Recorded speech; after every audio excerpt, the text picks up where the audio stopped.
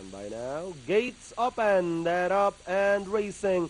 We have security check, Summit Dancers, Solar Power, moving up down on the inside. Hot Gossip comes next, Late Bloomer is running by the rail.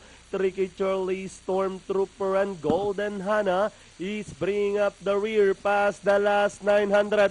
Security check in command by about 4 lengths. Solar Power is in second, racing in third, Summit Dancer. Racing down in fourth is Late Bloomer, then followed by Hot Gossip. Is Stormtrooper moving up by Rail Chicky Charlies, and trading the group is Golden Hana as they race towards the last 450. Security check leading the field. Late Bloomer moving up to take second on the outside. Summit Dancer by the Rail Solar Power as the action kicks for home. Late Bloomer moves up to grab the lead. Summit Dancer is on the outside. Solar Power is by the rail with 150 to go. Late Bloomer now starts to draw away by about 6 lengths over Summit Dancer. And finally, Late Bloomer, Summit Dancer, Solar Power, Security Check, Hot Gossip, Tricky Charlies, and